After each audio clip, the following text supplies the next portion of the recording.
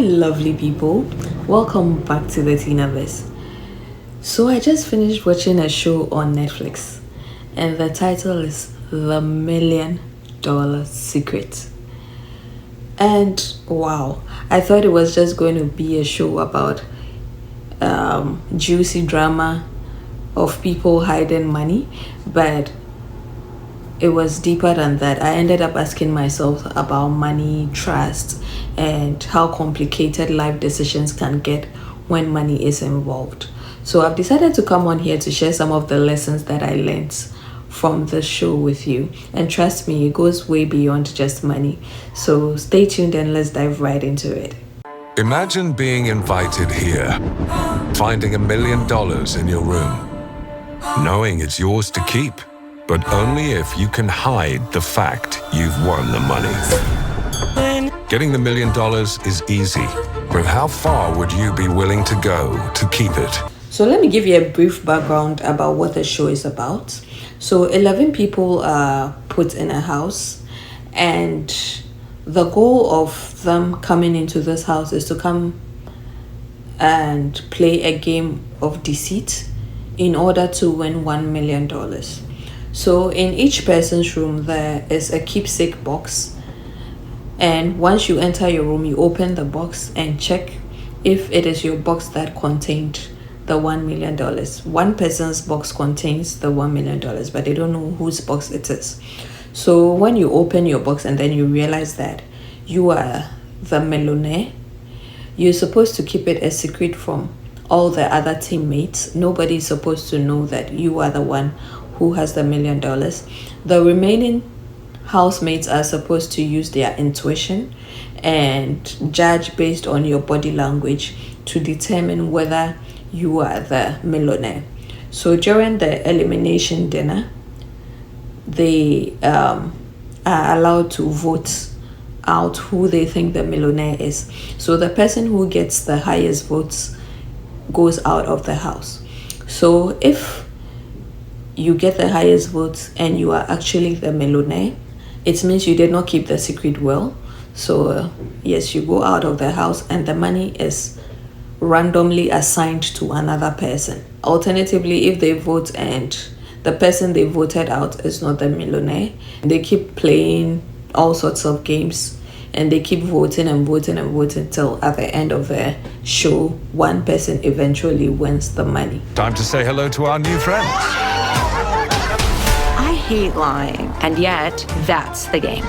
I'm willing to do anything that I have to do. At the end of the day, it's about me and this money. So the first lesson this show taught me is that money is going to test your morality, because there are things that you think you cannot do until money is involved.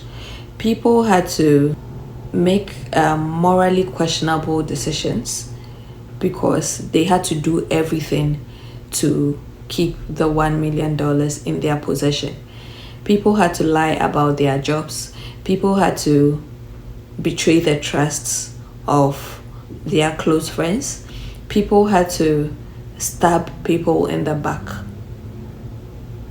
just to earn the $1 million.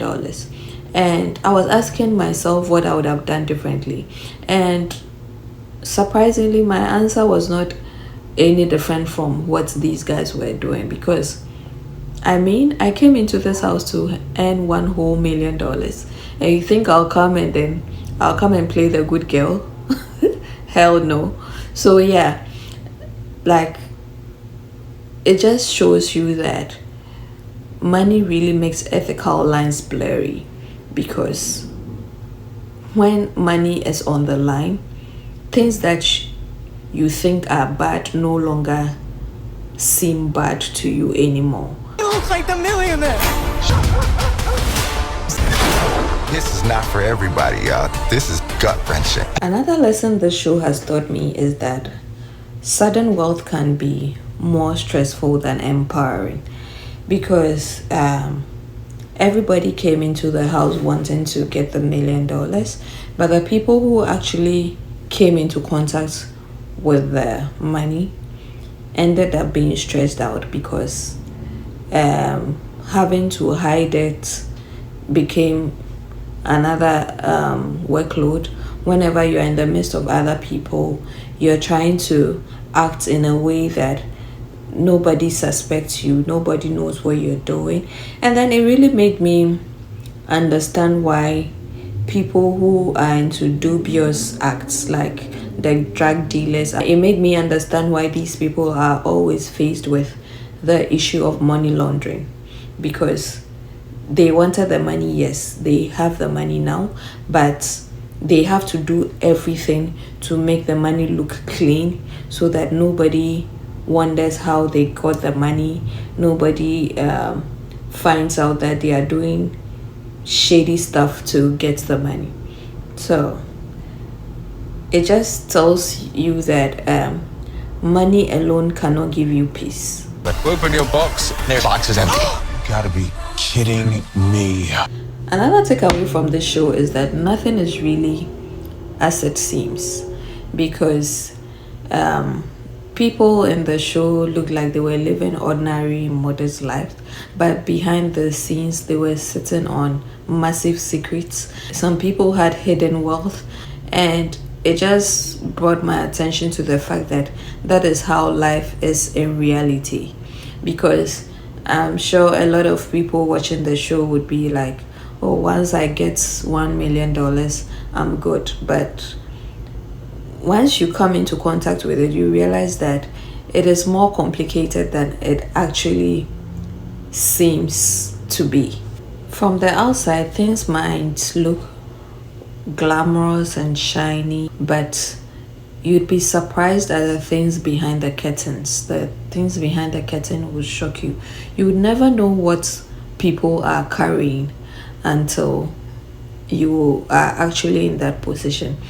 There's something that I often tell my close friends, that one thing about me is that I don't really get pressured when somebody has something and I don't have it, because I always tell myself that the people who have this thing that you want have their own challenges that you don't know about, that they don't tell you about.